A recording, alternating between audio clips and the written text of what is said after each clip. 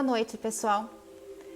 Estamos mais um dia aqui reunidos, nessa quinta-feira, com muita energia positiva, com muito amor, com muitos estudos e muita aprendizagem. Convidamos vocês para mais um dia, nessa jornada maravilhosa, tanto espiritual, e nessa jornada maravilhosa que é o conhecimento. Nós iniciamos hoje os nossos estudos fazendo uma pergunta. Hoje não tem resposta logo de cara, uma explicação, não. Hoje, para você que está aí assistindo, fica primeiro uma pergunta para a gente iniciar os nossos estudos de hoje. Alguém aí já ouviu falar em tipologia? E aí, alguém sabe o significado de tipologia? Vamos ao significado. Tipologia é uma forma de comunicação entre desencarnados e nós, encarnados. Eles se utilizam, os espíritos se utilizam de objetos para promover pancadas, ruídos e barulhos. Podemos dizer então que era uma forma de comunicação entre espíritos e entre encarnados. Uma forma, a princípio, rudimentar de comunicação, mas não deixando de ser um fenômeno inteligente. Nessa forma de comunicação, os espíritos se comunicavam com os encarnados, como vimos, era uma forma rudimentar. Então, no início, era por batida. Por exemplo, uma batida é sim, duas batidas, não. Veremos que mais para frente isso teve um desenvolvimento, para um tipo de tipologia alfabética. E aquele crítico que estava lá naquele embate com Allan Kardec contra a doutrina, opositor, ele fala para Kardec então daquele cirurgião, olha, tem um cirurgião que está afirmando aí que tem pessoas que têm o músculo da perna que consegue fazer um estalo. E então, olha só, essas mesas aí são todas batizadas, vamos dizer assim, num termo bem popular. Então é tudo mentira. Imagina que essas mesas, esses ruídos que acontecem, essas pancadas que acontecem nas mesas, são causadas por espíritos. Imagina, são causadas por esse músculo da perna das pessoas que estão sentadas ali e que promovem esse estalo e esse barulho. Kardec então responde para ele, Nossa, essa pessoa que você está dizendo, essas pessoas, que tem esse poder, esse domínio de ficar estalando esse músculo no seu corpo, no seu próprio corpo, para poder fingir que são espíritos que estão se comunicando através de pancadas, quando na realidade é o músculo. Nossa, essa pessoa tem que ser muito forte, Ele fala para o crítico, para essa pessoa conseguir por tanto tempo ficar produzindo esse barulho, desse estalo, essa pessoa tem que ser muito forte. Além de forte, essa pessoa tem um dom muito bom, para conseguir reproduzir barulho de batidas, de pancadas, que são barulhos específicos quando a gente bate numa porta, quando a gente bate numa parede, e essa pessoa consegue, através do músculo do corpo, reproduzir o mesmo barulho. Poxa, e além do mais, essa pessoa também ela é um super-herói, porque depois de horas estalando o músculo, ela ainda consegue mover, levantar, suspender mesas no ar. Poxa, que são pessoas dotadas de uma força que a gente nem calcula. Kardec pergunta para ele, você estudou o fenômeno da tipologia? Você sabe o que é tipologia? Porque você está pegando uma situação extremamente rara, que a pessoa tem esse poder de produzir no próprio corpo o estalo de um músculo, e você está querendo dizer que os médiuns que estão ali sentados ao redor de uma mesa, que são todos mentirosos, ou seja, um fenômeno raro produzido no corpo, todos ali são capazes de produzir? Então tudo é mentira? Agora, julgamos necessário fazer um adendo nos estudos de hoje. Essa situação das mesas girantes e falantes ela teve um momento ali que ela começou a desaparecer. E o visitante, então, na hora que ele está ali argumentando com Kardec sobre isso, ele fala para Kardec assim, olha, se esse fenômeno das mesas, girantes e falantes fosse assim tão sério, por que agora a gente já está vendo que não está mais acontecendo? Por que esse fenômeno está acabando? Se está acabando, logo, para mim, entendo que não é nada sério esse fenômeno. Kardec responde para ele que ele estava enganado, que dessa situação das mesas girantes e falantes surgiu algo muito, muito mais sério. Precisou dessa situação inicial das mesas girantes e falantes para que surgisse a doutrina, a ciência. E que para os homens que meditavam sobre isso era muito mais importante do que o fato das mesas girarem e falarem. O período, da curiosidade dos homens, as mesas causavam curiosidade em todas as pessoas nesse período. Então Kardec fala que o período da curiosidade dos homens já havia cessado, havia acabado, que agora era um período de observação e de estudos. Que o Espiritismo estava predominando entre as pessoas que haviam adquirido conhecimentos através desses fenômenos, através de estudos, e que não se tratava de mera diversão. Sendo assim, as mesas girantes e mesas falantes não precisavam mais acontecer. Elas aconteceram somente para o despertar, para essa doutrina e para essa ciência. O visitante não desiste e continua argumentando. Ele fala, olha, você, Kardec, dissemina as suas ideias, os seus estudos, somente para as pessoas que já estão convencidas do Espiritismo. Você só divulga para elas já estão convencidas. Kardec responde para ele que estar convencido de algo e estar disposto a ser convencido de algo são coisas totalmente diferentes. E que se preocupava, sim, com as pessoas que estavam sinceramente interessadas em entender o Espiritismo, mas que ele não se preocupava de forma alguma com pessoas que julgavam o Espiritismo como algo fantasioso. Chegamos num ponto dos estudos de hoje, da conversa entre Allan Kardec e esse crítico, que nós fazemos aquele nosso paralelo com os nossos dias de hoje. Que a persistência, ele usou essa palavra, persistência, que a persistência no conhecimento e nos estudos, que é através dessas duas coisas que se prova de fato a existência do Espiritismo. E qual é o paralelo com os nossos dias? É o que nós estamos fazendo. Estamos perseverando, estamos sendo aqui todos persistentes, estudando, evoluindo, para que se alguém tiver alguma dúvida da existência do Espiritismo, essa dúvida vai ser sanada através dos estudos, através do entendimento e através do conhecimento. Finalizo os nossos estudos de hoje propondo uma reflexão. Nós, espíritas, que tipo de trabalhadores nós somos? Nós somos aqueles trabalhadores que entendem o Espiritismo através de algumas experiências que nós presenciamos frequentando o nosso centro espírita, a nossa casa maravilhosa.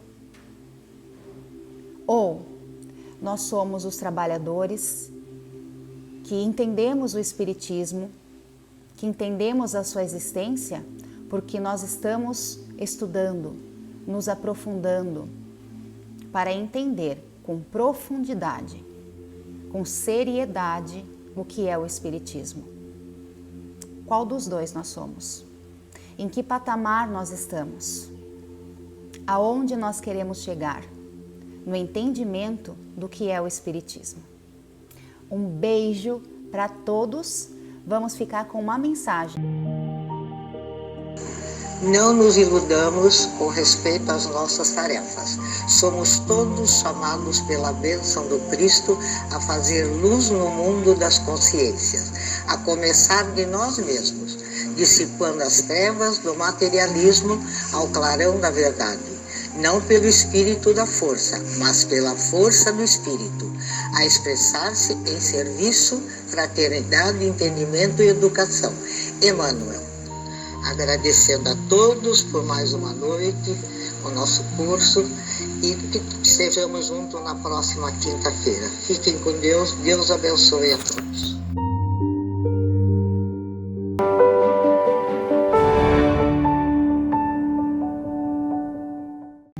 Olá, irmãos. Hoje vamos ver a questão 15 do Livro dos Espíritos, capítulo 1. Panteísmo. Pergunta: o que pensar da opinião de que todos os corpos da natureza, todos os seres, todos os globos do universo seriam parte da divindade e constituiriam, pelo seu conjunto, a própria divindade? Ou seja, o que pensar da doutrina panteísta? Resposta: o homem, não podendo se fazer Deus, quer pelo menos ser uma parte dele. Na doutrina panteísta, Deus é visto como matéria, como se não tivesse uma inteligência suprema. E matéria se modifica, se transforma sem parar o tempo todo. E uma característica da divindade é a imutabilidade, ou seja, não se muda, não se transforma, é rebaixar a Deus. Como se ele não fosse o criador de tudo. Entram em contradição. Como o Criador pode ser ao mesmo tempo criatura? Como uma máquina engenhosa pode ser parte integrante do mecânico que o concedeu?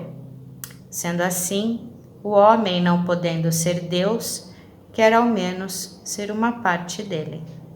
Que assim seja. Boa noite a todos. É um prazer estar com vocês novamente, dando continuidade aos nossos estudos, terminando aqui com o atributo da divindade. Temos a 13ª questão. Quando dizemos que Deus é eterno, infinito, imutável, imaterial, único, todo-poderoso, soberanamente justo e bom, não temos uma ideia completa dos seus atributos? Imaginando tudo isso, os espíritos nos respondem. Quando dizemos, do nosso ponto de vista, sim, porque acreditais abranger tudo, mas ficais sabendo que há coisas acima da inteligência do homem, mais inteligente, e para as quais a vossa linguagem, limitada às vossas ideias e às vossas sensações, não dispõe de expressões. A razão vos diz que Deus deve ter essas perfeições em grau supremo, pois se tivesse uma menos ou que não fosse em grau infinito, não seria superior a tudo. E por conseguinte, não seria Deus. Para estar acima de todas as coisas, Deus não deve estar sujeito a vicissitudes e não pode ter nenhuma das imperfeições que a imaginação é capaz de conceber. Deus é eterno. Se ele tivesse tido um começo, teria saído do nada. Ou então, teria sido criado por um ser anterior a ele. É assim que, pouco a pouco, remontamos ao infinito e à eternidade. Deus é imutável. Se ele tivesse sujeito a mudanças, as leis que regem o universo não teriam nenhuma estabilidade. Deus é imaterial, quer dizer, sua natureza difere de tudo o que chamamos matéria, pois, de outra forma, ele não seria imutável, estando sujeito a transformações da matéria. Deus é o único. Se houvesse muitos deuses, não haveria unidade de vistas nem de poder na organização do universo. Deus é todo-poderoso, porque ele é único. Se não tivesse o poder soberano, haveria alguma coisa mais poderosa ou tão poderosa quanto ele, que assim não teria feito todas as coisas. E aquelas que ele não tivesse feito seriam obras de um outro Deus. É soberanamente justo e bom. A sabedoria provincial das leis divinas se revela nas menores como nas maiores coisas. E esta sabedoria não nos permite duvidar da sua justiça e nem da sua bondade. Muito interessante essas nossas questões. Eu vou ficando por aqui hoje, agradecendo a todos por nos acompanhar, por estar todas as quintas-feiras juntos a esse estudo continuado da doutrina espírita. Só posso agradecer a todos vocês, de coração, por estar junto de todos nós neste momento. Que Deus os abençoe, que Deus nos abençoe e até a próxima quinta-feira. Obrigada. Tchau, tchau. Boa noite, irmãos. Dando continuidade ao estudo do Livro dos Espíritos, hoje vamos falar sobre o panteísmo. Mas o que é o panteísmo? A palavra tem origem do grego e significa pan, que tem sentido de tudo, e theos, que significa Deus. Então, dessa forma, esse termo se traduz aproximadamente por tudo é Deus. O panteísmo é uma doutrina filosófica caracterizada por uma extrema aproximação ou identificação total entre Deus e o universo, como uma única realidade integrada. Ou seja, é uma crença de que absolutamente tudo e todos compõem um Deus, abrangente e inseparável. Ou ainda, que o universo e Deus são idênticos. Sendo assim, não acreditam num Deus criador. Questão 14. Deus é um ser distinto ou seria, segundo a opinião de alguns, o resultante de todas as forças e de todas as inteligências do universo reunidas? Os espíritos respondem: se o for assim, Deus não seria, porque seria o efeito e não a causa. Ele não pode ser ao mesmo tempo um e outro. Aqui na primeira parte da resposta, os espíritos dizem que Deus não é efeito, embora também esteja presente nos efeitos. Não é resultante de coisa alguma, ao contrário, é a causa primária. Continuando a resposta dos espíritos. Deus existe, não podeis duvidar, é o essencial. Crede-me, não vades além. Não vos percais num labirinto de onde não podeis sair. Isso não vos tornaria melhores, mas talvez um pouco mais orgulhosos, porque acreditaríeis saber o que na realidade nada saberíeis. Deixai, pois, de lado todos esses sistemas. Tendes muitas coisas que vos tocam mais diretamente, a começar por vós mesmos. Estudai as vossas imperfeições, a fim de vos desembaraçai delas. Isso vos será mais útil do que querer penetrar o que é impenetrável. Então, nessa parte da resposta, os espíritos dão um pito, dizendo que nós temos que enxergar as nossas imperfeições primeiro, estudar para nos aprimorarmos, para nos desenvolvermos, para evoluirmos e então nos elevarmos. E não ficarmos procurando as imperfeições em Deus para tentar nos aproximarmos dele. Isso é o tolo orgulho.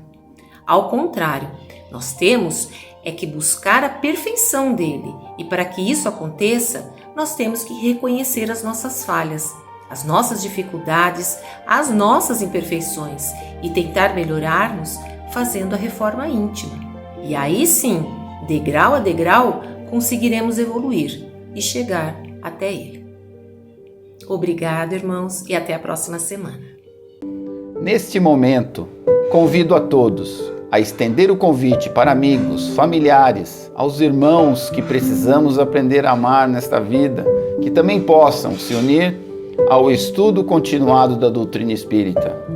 Queridos irmãos, queridas irmãs, nosso tempo nos encontrávamos aqui cheio de encarnados e desencarnados.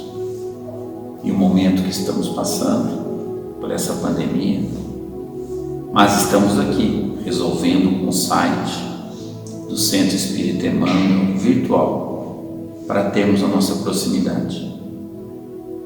Mas precisamos da ajuda de vocês. Como sempre fazemos aqui toda quarta-feira, de pedir a colaboração, de pedir ajuda, através dessa ferramenta magnífica para nos aproximar. Virtualmente, eu peço a todos, temos os dados aqui. E para você que já tem o Pix, para facilitar, segue aqui o QR Code do Centro Espírita Emmanuel. E desta forma vai agilizar a sua ajuda e a sua colaboração, para podermos manter o Centro Espírita Emmanuel virtual nesse momento, com a janela aberta. Conto com a atenção, com o amor, com a colaboração de todos. Que assim seja. Convidar a todos à belíssima iniciativa do Grupo de Cura, onde está proporcionando novamente a edição da Pizza Solidária, ou melhor, a terceira edição da Pizza Solidária. Será dia 17 de abril. Caridade é amor em movimento. Esperamos por você. Reservas via WhatsApp 15 98831 9829. Preço R$ 25,00 cada pizza. Sabores: marguerita ou calabresa. A borda da pizza será recheada de esperança, fé, paz, amor e caridade para nossos corações. Participe você também da terceira Pizza Solidária.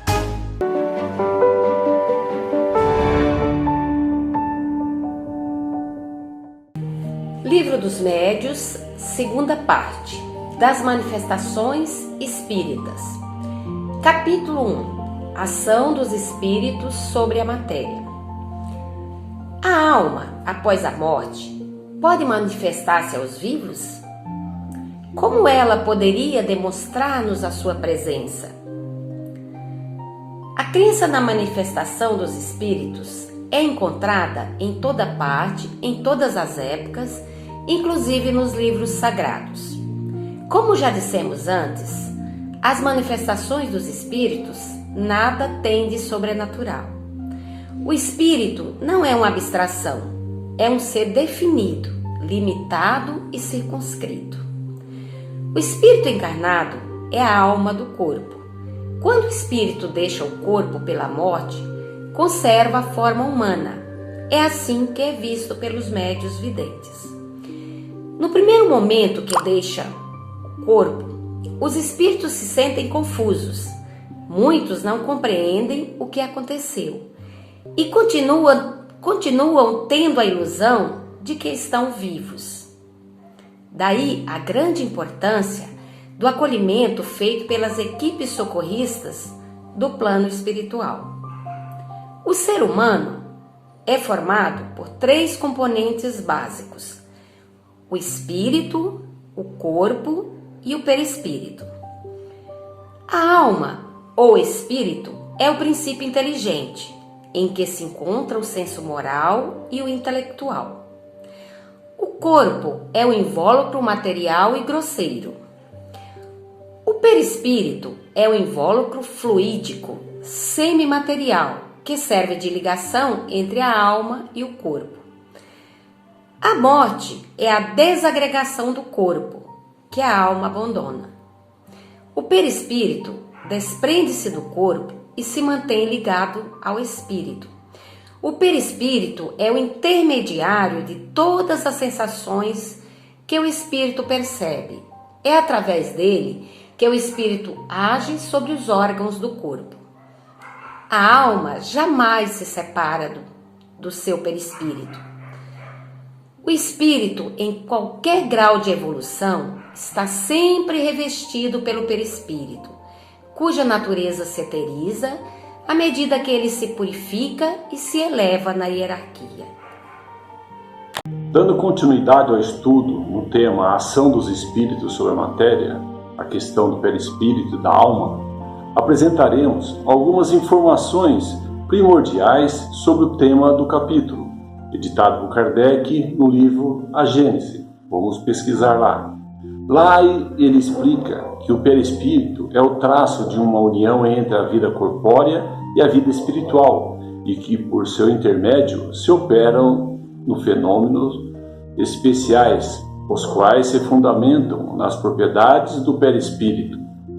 Para tanto, devemos considerar a lei das afinidades fluídicas, que é a lei fundamental dos fluidos, ou seja, os fluidos se unem em razão da semelhança de sua natureza. Os dessemelhantes se repelem. Há incompatibilidade entre os bons e os maus fluidos.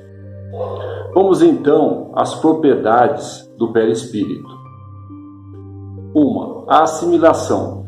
O perispírito reage sobre o corpo físico com a qual se acha em contato molecular e se os eflúvios são de boa natureza, o corpo ressente uma impressão salutar. Se são maus, a impressão é penosa. Transformação. O fenômeno resulta de uma transformação fluídica do perispírito que se irradia em torno do corpo físico, podendo apagar mais ou menos sua imagem real e assumir outra aparência ou expressão. A impassibilidade ou dilatação. O perispírito é indestrutível, não se divide, ele se irradia em várias direções.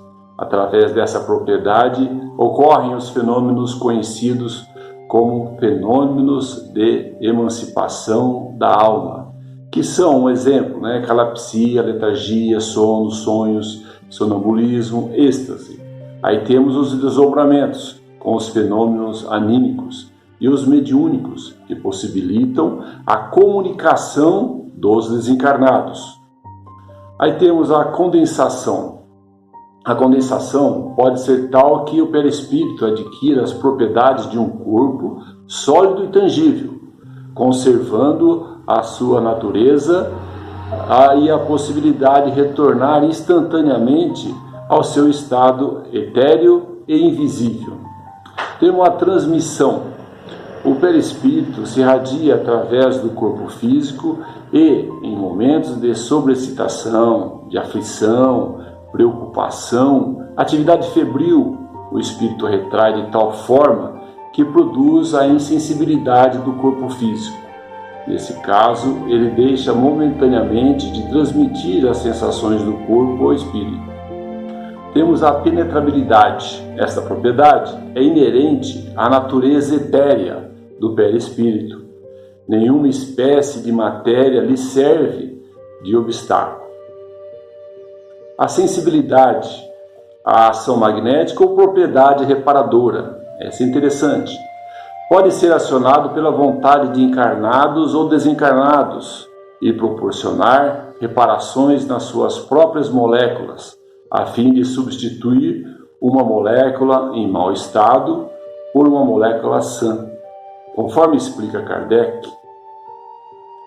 Esta ação reparadora depende muito da disposição psíquica de quem recebe a doação, da intensidade e da pureza da doação. Esta propriedade do perispírito atua diretamente sobre o corpo físico de alguém ou por uma ação conjunta de espíritos e homens, onde o encarnado, fornecendo as suas próprias energias biomagnéticas, somadas às energias espirituais dos desencarnados, as projeta sobre aquele que necessita de auxílio magnético espiritual. Esse é o mecanismo do passe. Resumindo sobre as propriedades, podemos entender que o espírito necessita do perispírito para todas as suas manifestações. Desse modo, pode-se afirmar que, sem a intermediação do perispírito, com suas propriedades específicas, não seria possível a ocorrência de nenhum fenômeno mediúnico. Tivemos então uma noção sobre as propriedades do perispírito. Mas como ele é formado?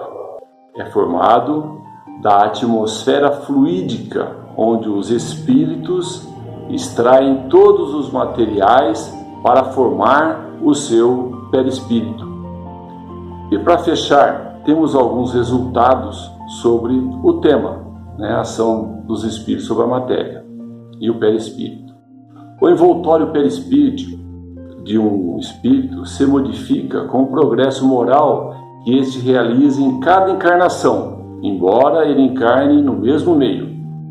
O espírito precisa de matéria para agir sobre a matéria, e seu instrumento direto é o perispírito, como o do homem é o corpo físico.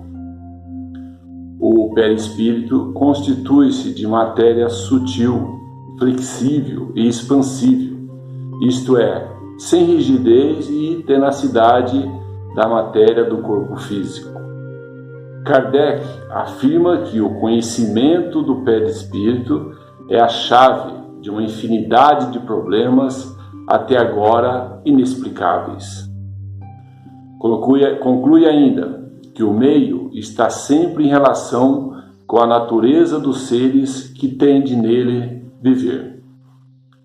Assim, tudo no universo se liga, tudo se encadeia, tudo se acha submetido à grande e harmoniosa lei de unidade, desde a mais compacta materialidade até a mais pura espiritualidade. Obrigado.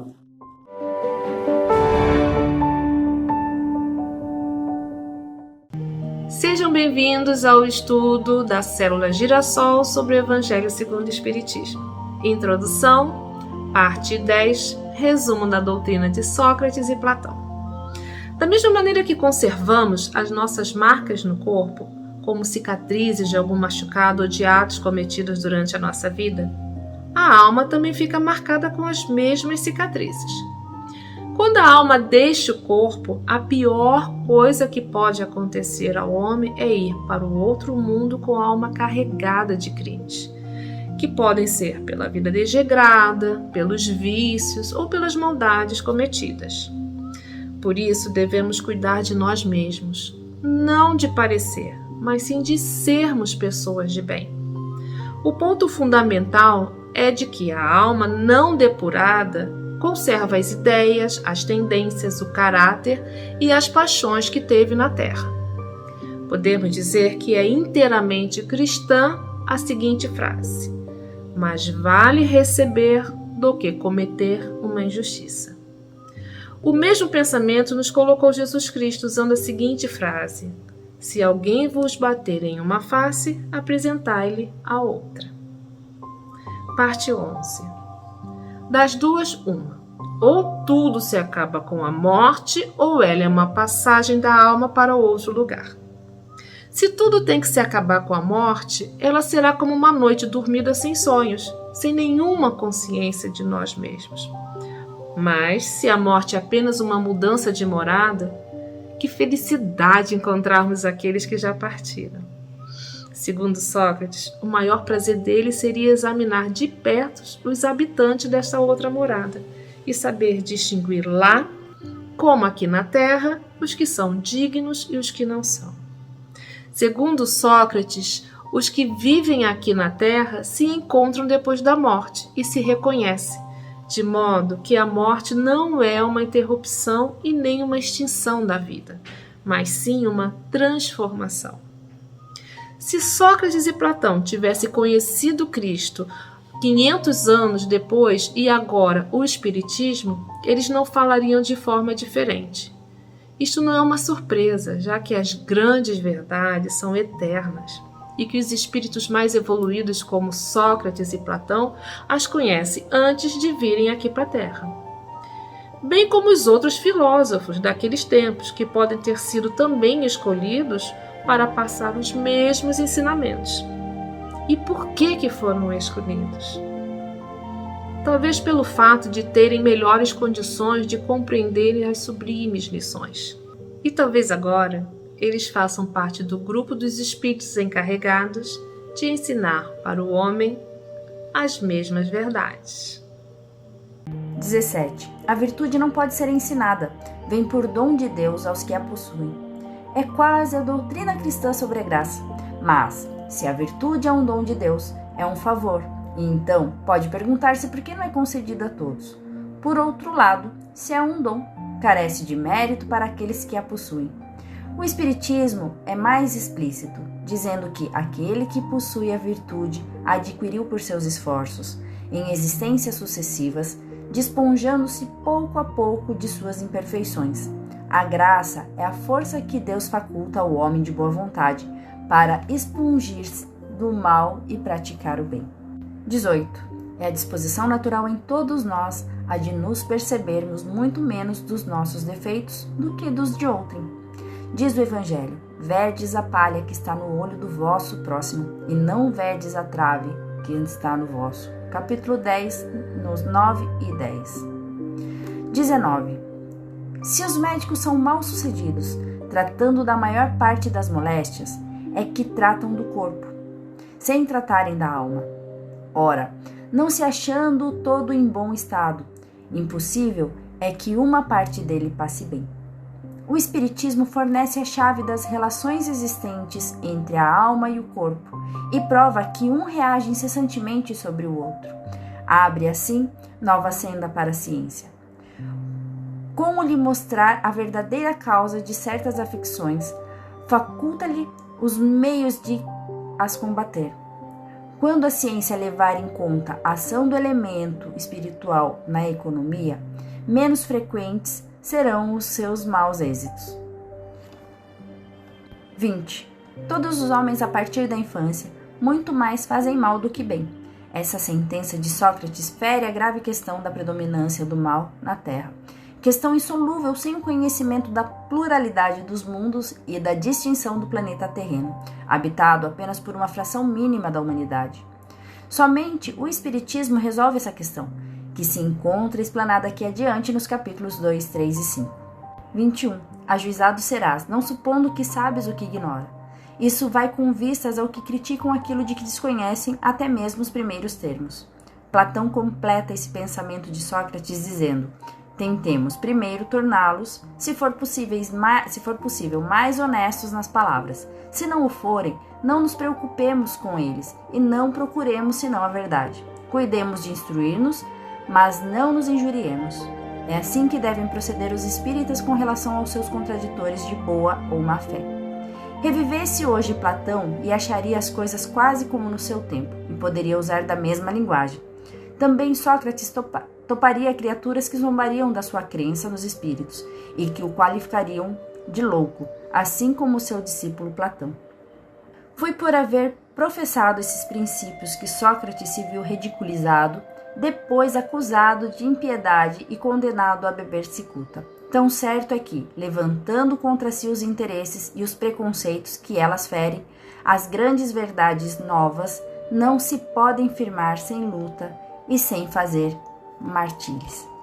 a todos.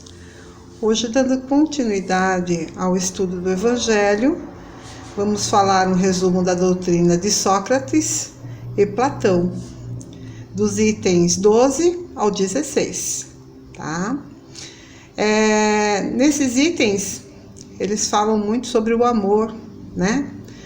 Tocam um pouco sobre a caridade, e assim nós vamos desmistificando todo esse estudo. No item 12, eles falam muito que não é preciso retribuir injustiça por injustiça, nem fazer mal a ninguém. Poucas pessoas admitirão este princípio e essas mesmas dívidas devem se desprezar umas às outras. Então está aí o princípio da caridade, que nos ensina a não retribuir o mal com o mal e a perdoar aos inimigos. Já no item 13, fala que é pelo fruto que se reconhece a árvore. Essa frase aparece várias vezes no Evangelho. Qualifica o que ela produz, é o mesmo quanto ela provém o mal ou quanto provém o bem. Depende da qualidade desse fruto. No item 14, vem falar-nos que todo homem que ama a riqueza não ama a si, nem o que está em si, e isso é um perigo. Já no item 15, não são as mais belas preces e orações que agradam a divindade, e sim uma alma virtuosa que se esforça por assemelhar-se a ela. Seria grave se os deuses tivessem mais considerações para com as oferendas que pela nossa alma, mas verdadeiramente justos, retos e sábios, somente os que cumprem seus deveres e atos para com os deuses e os homens de bem. Já no item 16, fala-se sobre o homem vicioso. É o amante que ama o corpo antes que a alma. O amor que está por toda parte da natureza no movimento dos astros, que enfeita sua morada onde encontra o perfume e flores, que nos convida a exercitar a nossa inteligência e ainda exercitar o amor que dá a paz aos homens, que acalma o mar, que traz o silêncio ao vento e o sono à dor. O amor que faz unir os homens por um laço fraternal. Essa é a teoria de Platão sobre amor universal. Já para Sócrates, o amor não é um deus nem um mortal, mas um grande demônio, isto é, um grande espírito presidindo ao amor universal. Essa afirmação foi atribuída como um crime. E deixo aqui para vocês uma mensagem linda de amor. Apenas o amor puro é capaz de criar em nossa mente a energia da luz divina, a expandir-se de nós em reflexo de protetora renovação. Emmanuel, que assim seja.